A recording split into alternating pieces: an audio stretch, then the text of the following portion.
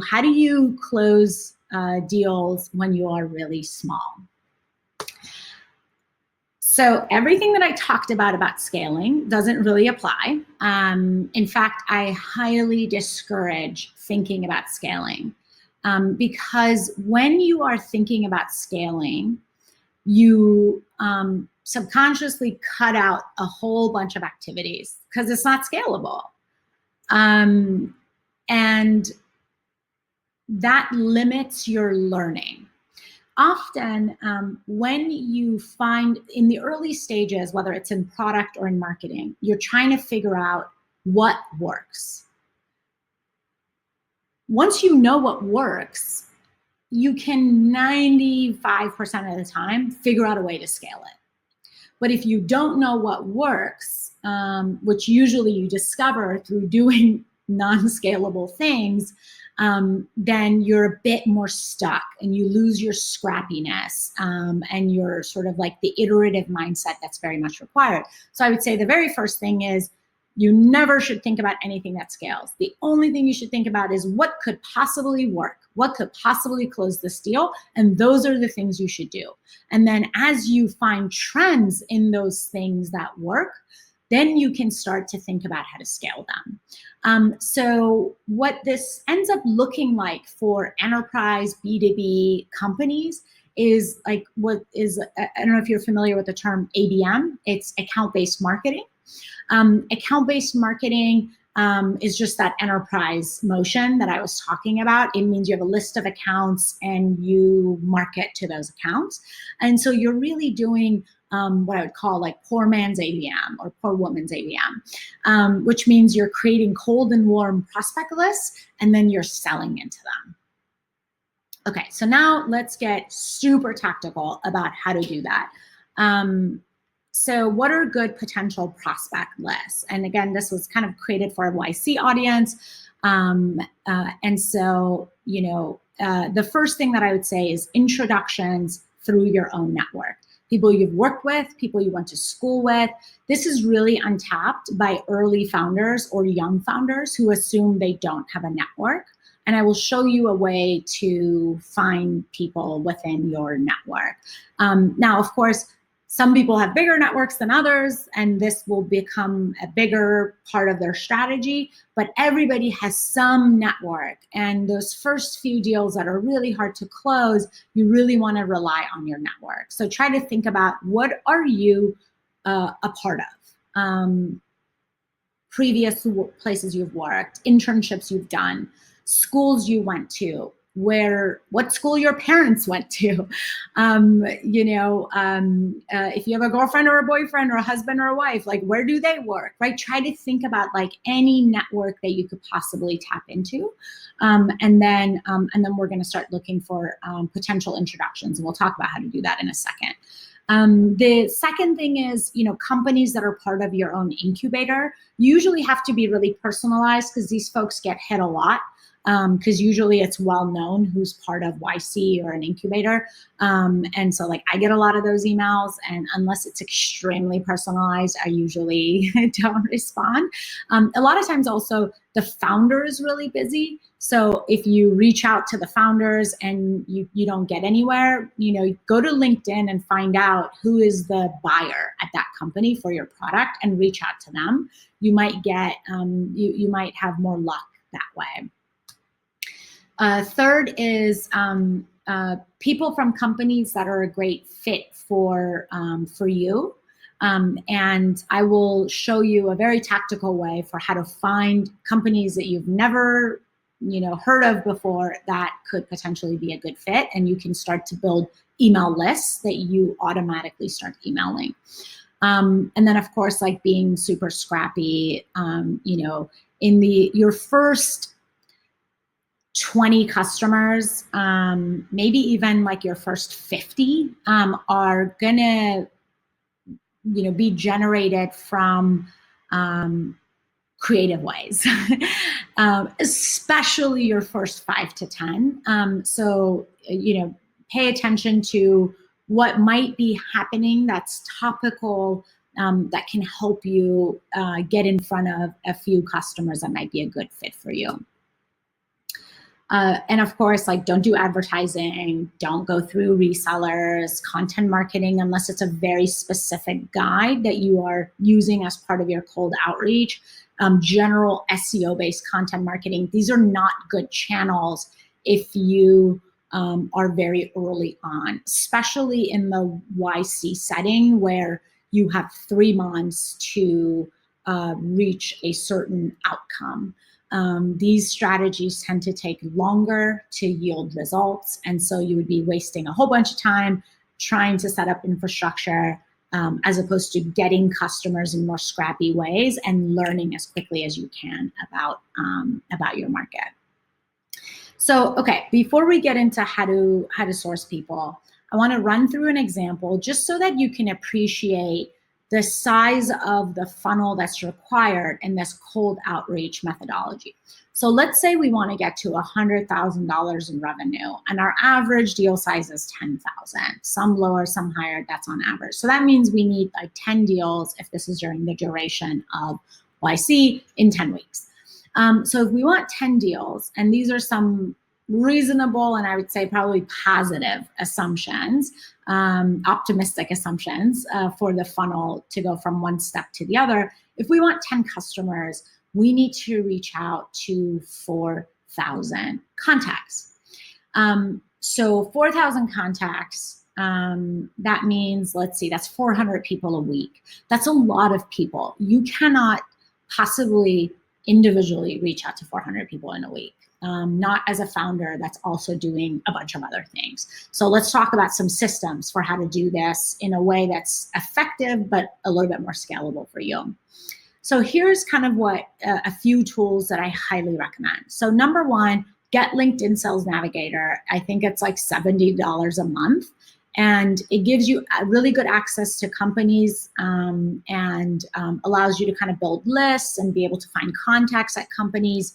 And so it's a really good investment. You should just do that right away if you're doing any kind of enterprise.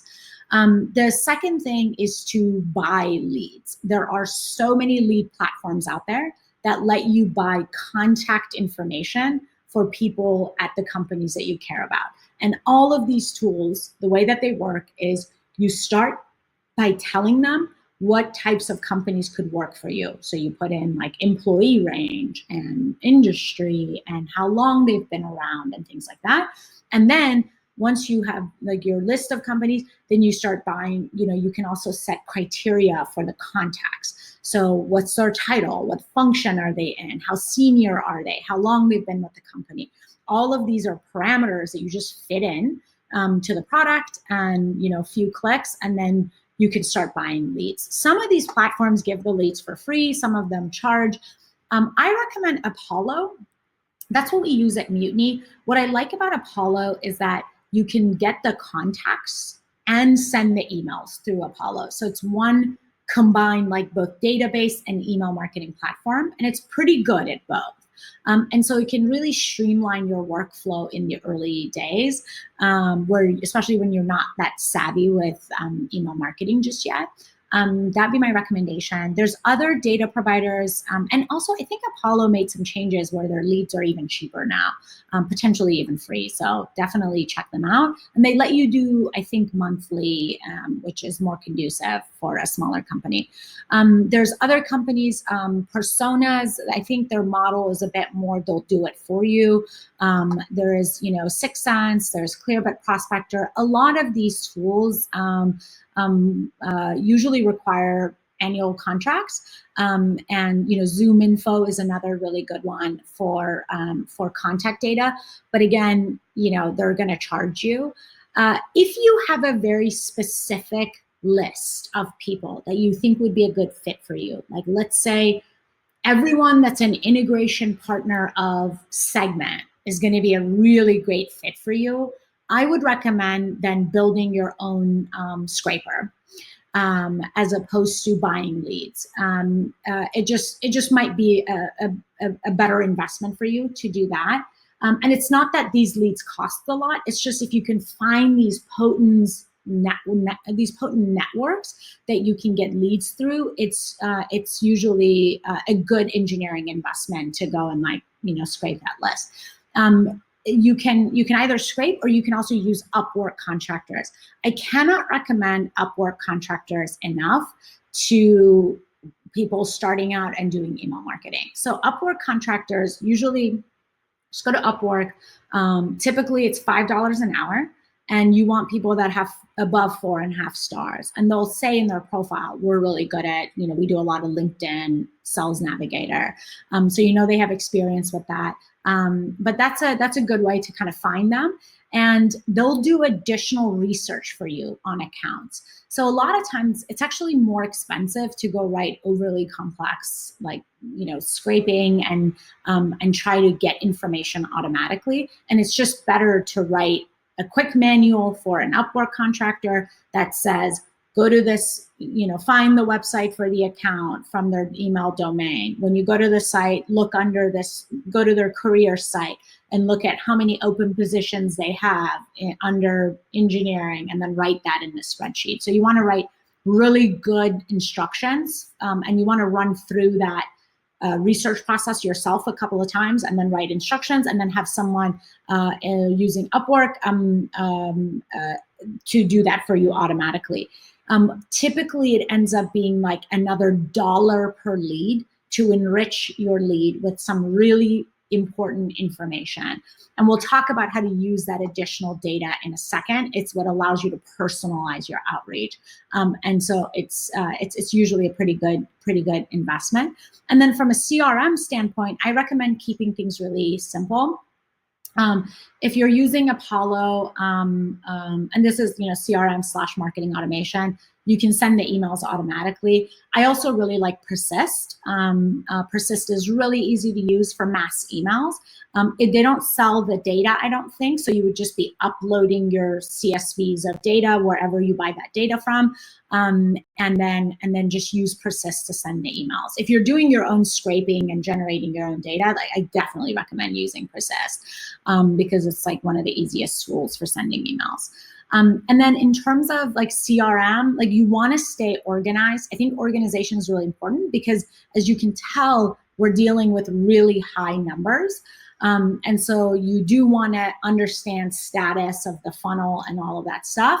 And so, you want to have, especially usually the way that I would do it is, you can't keep track of like 400 leads in your deal dashboard. So usually what I do is just use the email tool to kind of understand what's happening from a marketing standpoint, like how many people you've reached out to, how many opened the email, how many responded, that kind of thing. And then use either Airtable or Google Sheets, or, I use Zendesk Sell early on, HubSpot, whatever, something really easy, and ideally free or cheap, to keep track of your deals. So once someone raises their hand and says, I want to have a conversation with you, now you want to like really track them in your sales dashboard, right?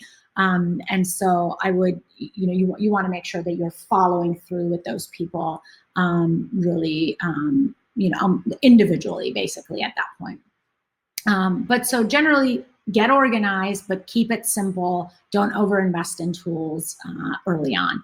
And usually I would say, during like a 3-month term, I think it's okay to spend a little money on this. I think sometimes people get so cheap in the early days that they don't even want to spend $1,000 or $2,000 on lead gen, and they just slow themselves down unnecessarily.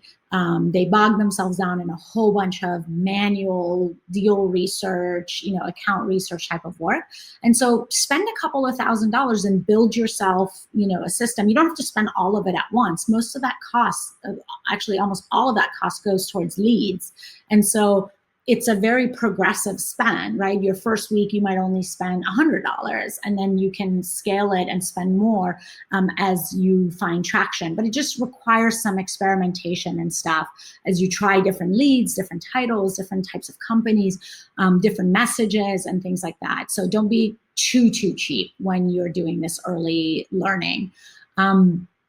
And so this is kind of what you use to get your leads and to send emails to your customers. A few best practices for cold outreach, and let's see how we're doing on time. Okay. I recommend starting with like, if you really early on have no idea who's going to respond to you, it's good to pick a few groups and see where you get more traction. A lot of times people have questions around what titles do I go after, etc. So it's good to sort of, cast a few different nets and see where you're going to get more resonance. But then what helps in taking your email marketing to the next level is having relevant references. So once you do gain traction, it's just really helpful to showcase your existing customers, even if you just have one, to say, hey, like, here's an HR company that's using us. You're also an HR company and you have a similar use case. Like, that tends to get you pretty significantly higher engagement rate. And so you want to kind of segment once you start having customers or having messaging that's specific to these different groups. Segmentation doesn't always have to be at the vertical level. It just has to be somebody that company, that type of company recognizes. So fast growing companies are almost like their own segment. YC companies or tech companies are their own segment, right? So you just want somebody that is interesting or intriguing to the person that you're reaching out to. And then, create the list based on your criteria, find the right context of those companies, and then use automation like the either Apollo or Persist to send your emails. You want to tailor your note. So I will give you a hint for how to do mass personalization for your emails. So we talked about Upwork contractors. You can have them do research on your different accounts or your different contacts and store all of that in a spreadsheet. So you have your account, the contact, and you might have like one or two, whatever, custom blurbs about them. Maybe it's the number of sales reps that they have, for example.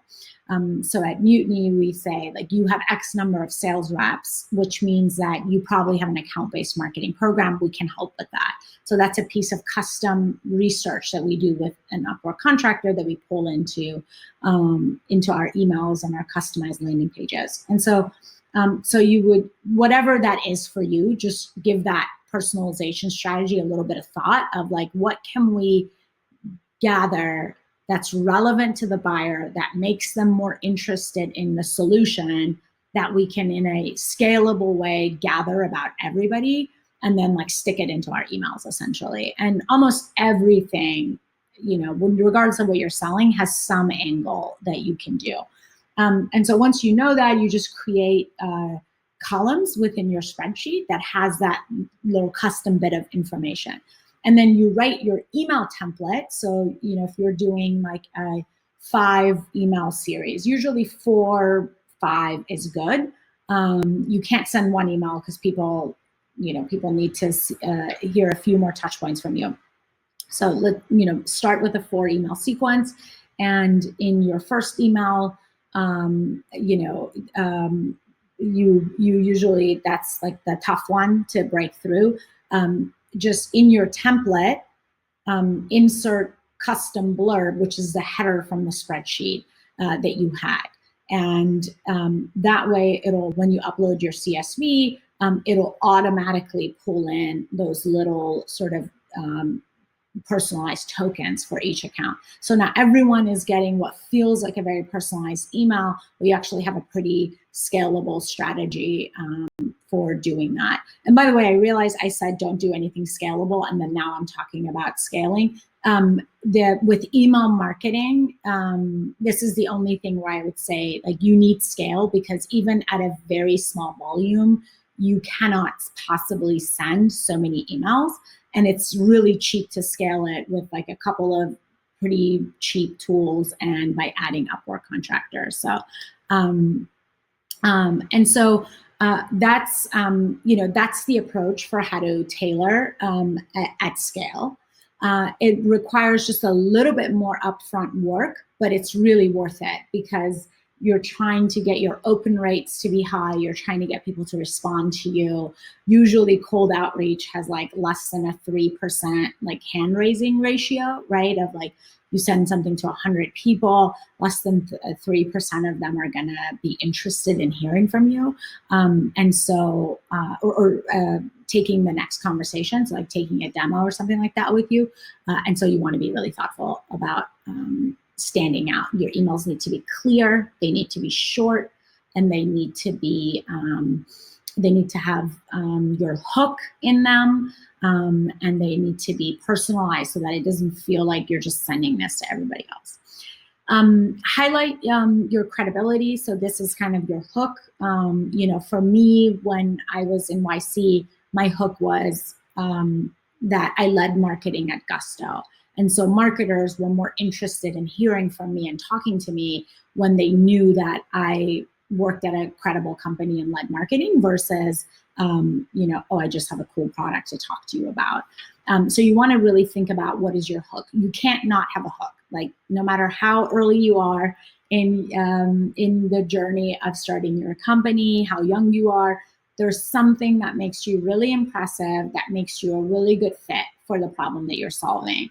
Find the crispest, shortest way to articulate that, and that's usually, you're going to want to insert that into your outreach. And then tune your CTA. You don't always have to ask for a meeting. Sometimes you could say, I'm getting product feedback on this thing that I'm building. It would be really great to talk to you. And then when you get them on the product feedback conversation, then they're interested. A lot of times if they're interested, they'll actually tell you like, oh, this is something we could try here. Add value in every touch point, and try to use different channels.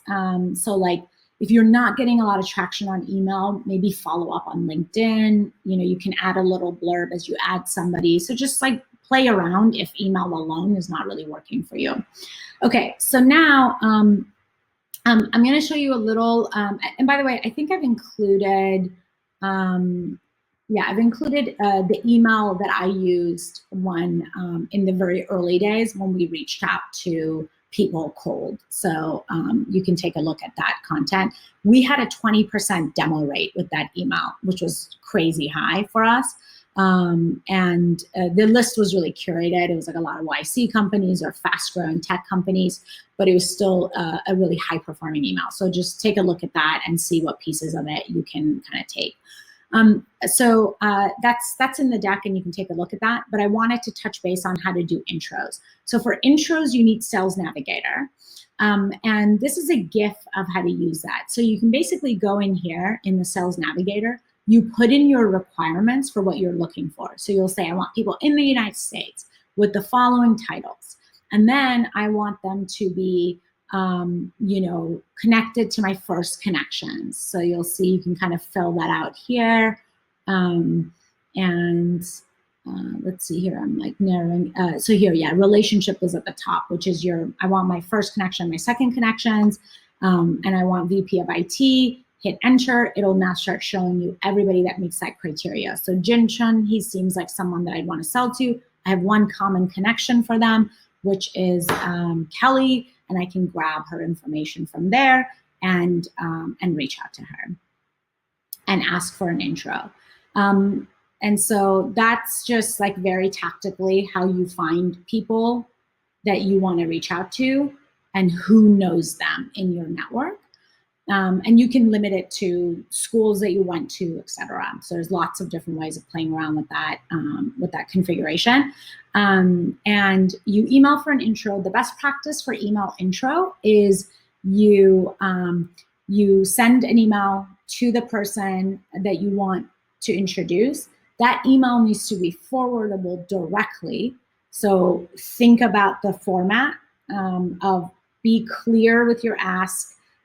And make sure that like that person can basically hit forward and send that email.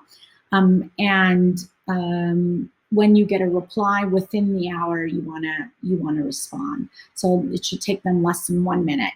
A lot of times I'll get requests to connect, and like I have to like rewrite the whole thing that they wrote because it's not clear what they do. It's not clear what they want, why they want to get in touch with that person, or it's way too long. So just be thoughtful about the person that's receiving the request. Most people are willing to spend 30 seconds to help somebody else out. And looks like I have an email, a text message. Okay, so so here's an email that I sent that you can take a look at. Cool. So mistakes that everybody makes is not leveraging introductions as much as they can. A second one is just not pushing hard enough. I really can't emphasize enough. You don't have a lot, right? Like you don't have a fully baked product. You are pre-product market fit. You don't have a brand that people know about. You're not like this famous CEO that everyone wants to talk to yet, right? And so you don't have a lot. It just means that you have to work really hard for your first set of deals. And that's okay. Like there's nothing wrong with you or your business if you have to work really hard. That's just the process of getting started. I had this mindset very early on of what is it going to take to close this deal? Because you hear a lot of no's, right? The people don't have the same sense of urgency that you do, right? So even folks that are interested might be like, but right now is not perfectly convenient for me, so I don't want to do it. But you do have a very strong sense of urgency.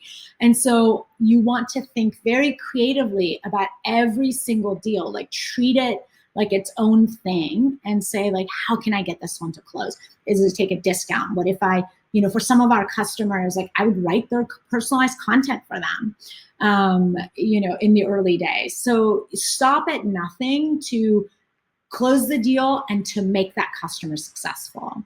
And all of that will be incredible learning for you that you'll eventually learn how to scale and, not have to be so desperate. But unfortunately, that's just sort of part of early stage sales is it's not easy. You're going to hear a lot of no's, and some of those no's are good no's. Like you're learning that, hey, this isn't my market. But even your yeses are a lot of them are gonna be in the form of like maybe laters. The maybe laters are the kind of like the best group to really force urgency into. And so it's just sort of part of the game. It'll get better, but initially it's just hard. And the other thing I would say is there was a lot of tendency, for example, when I was going through YC, where founders would hide the parts that they were the worst at.